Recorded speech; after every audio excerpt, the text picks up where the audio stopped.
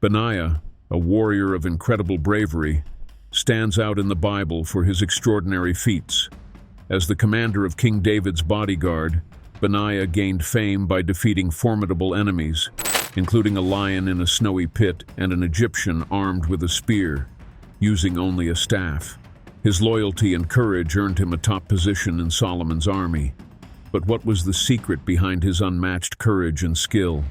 Imagine facing down a lion in the middle of winter with nothing but your bare hands. Most would flee in terror, but not Benaiah. This daring act wasn't just about brute strength. It showcased the fearless determination that set him apart from every other soldier in King David's army. So, who exactly was Benaiah, and what made him so feared and respected in a time filled with legendary warriors? Benaiah, one of the most significant warriors in King David's army, carried both a rich religious and military heritage. His lineage traces back to the tribe of Levi, one of the 12 tribes of Israel. Unlike the other tribes, the Levites held a special role, dedicated to serving in the tabernacle and later the temple in Jerusalem. They were the spiritual backbone of the nation, leading religious ceremonies and rituals. But there was more to their duties than just priestly work. Some Levites took on military and leadership roles, balancing the spiritual with the physical defense of Israel. Benaiah's family reflects this duality. His father, Jehoiada, described as a valiant man from Kabzeel, was not only a man of religious standing, but also a figure of bravery and military skill. This suggests that Benaiah's upbringing likely involved more than just spiritual teachings. It probably included rigorous physical training, preparing him for the battles ahead. Kabzeel, his hometown, lay on the southern frontier of Judah, a region often under threat from neighboring enemies like the Edomites. Living in such a dangerous environment required constant readiness for conflict, and it's here that Benaiah's warrior spirit was forged. His name carries deep meaning. Benaiah, in Hebrew, translates to Son of Yahweh or Son of God. It reflects the belief that his strength and courage were rooted in divine favor. Many names in the Bible are symbolic, often representing the character's relationship with God.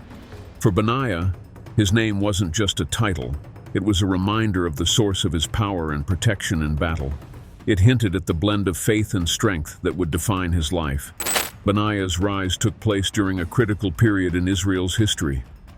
King David, who united the tribes and established Jerusalem as the capital, was transforming Israel into a powerful and stable kingdom.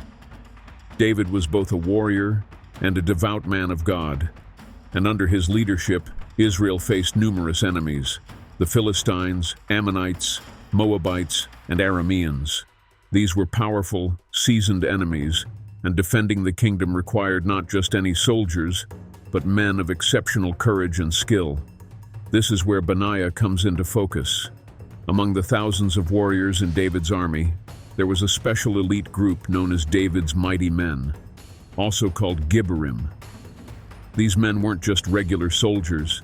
They were the most loyal, skilled, and battle-hardened fighters who stood closest to the king. They were tasked with missions of extreme risk and responsibility, and Benaiah was one of their most outstanding members. One of his most legendary feats came during Israel's conflict with Moab, a nation frequently at odds with Israel. The Moabites were known for their fierce warriors, and two of their mightiest soldiers stood in Benaiah's path. These men weren't just average fighters. They were heroes in their own right, revered for their combat skills and feared even by seasoned soldiers. The odds seemed insurmountable. Facing two of Moab's best, Benaiah had no strategic advantage. He was outnumbered and faced superior strength. But Benaiah stepped forward to meet the challenge. Armed with his experience, skill, and trust in divine guidance, he engaged both Moabite warriors. The battle that followed was brutal and intense. Every move required split-second decisions and absolute precision. Benaiah displayed incredible agility, dodging their coordinated attacks and responding with devastating blows of his own. Despite the odds, Benaiah emerged victorious, killing both warriors in a show of strength that left a lasting mark on the people of Israel. His victory was not just a personal triumph. It symbolized God's protection over Israel and demonstrated the might of David's army. Another episode highlighting Benaiah's extraordinary bravery is the famous encounter where he killed a lion inside a pit on a snowy day. The circumstances surrounding this feat make it even more remarkable. The snow-covered ground would have made movement difficult, slippery, and dangerous, while the cold likely impaired visibility and reaction time. Under normal conditions, facing a lion is terrifying, but doing so in such harsh weather required a level of courage and resolve that few could muster. Benaiah's decision to enter the pit wasn't random. It likely stemmed from a need to protect his community from the threat of a wild, dangerous beast. Once inside the confined space of the pit, Benaiah had no room to escape or maneuver freely. The lion, a powerful predator, held every natural advantage in such an environment, where one wrong step could mean death. Yet Benaiah descended into the pit willingly, knowing the peril awaiting him. The battle that followed was fierce and frantic. In the slippery, snow-covered pit, Benaiah fought with every ounce of skill, strength, and experience he had accumulated. The deafening roar of the lion mixed with the sound of his footsteps as he sought any opening to attack, while dodging the lion's sharp claws and teeth. After a desperate struggle, Benaiah managed to subdue and kill the beast, emerging victorious.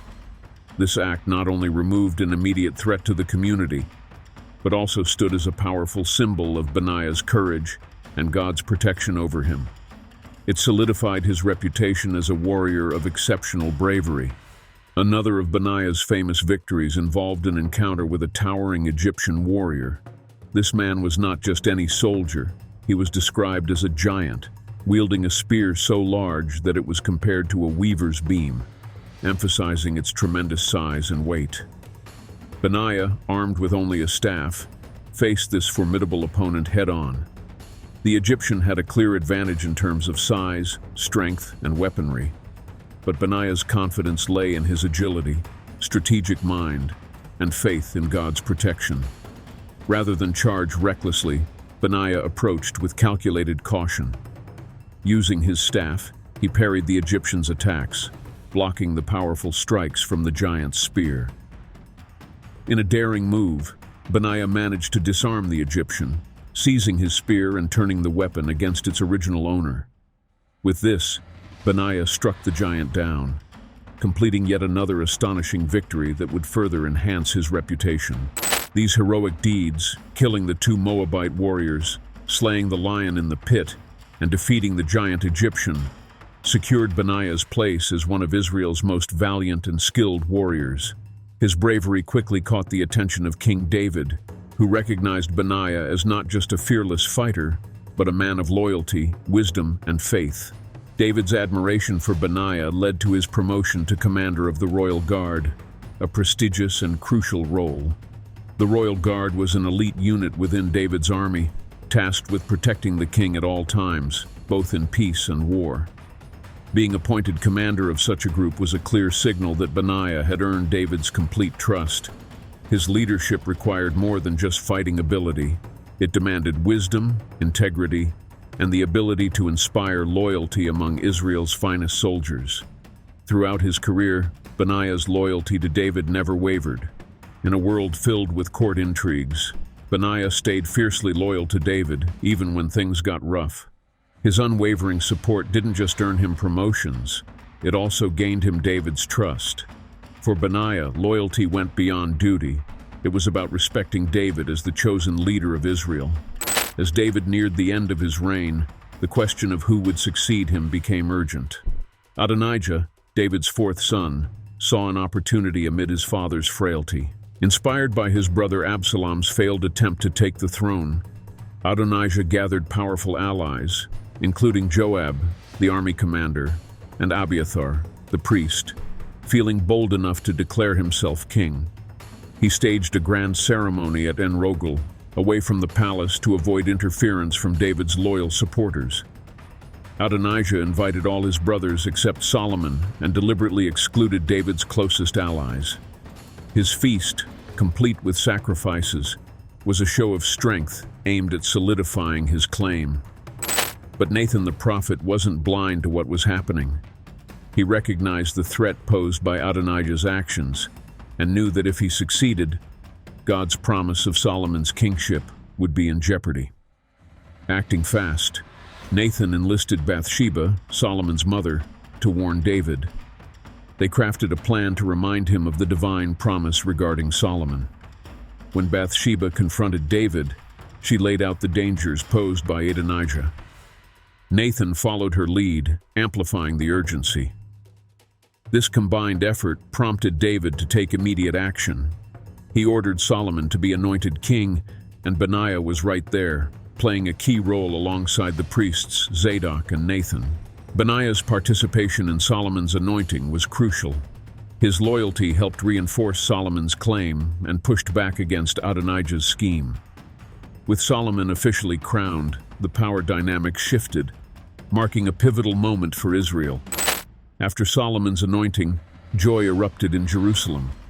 The cheers and trumpet sounds made it clear Solomon was accepted as king, solidifying his power and dismantling Adonijah's conspiracy. Meanwhile, Adonijah and his followers were lost in their celebration.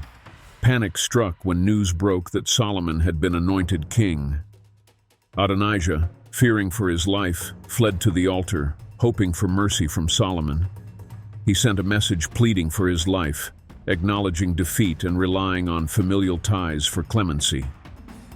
Solomon faced a crucial choice: eliminate the threat or show mercy.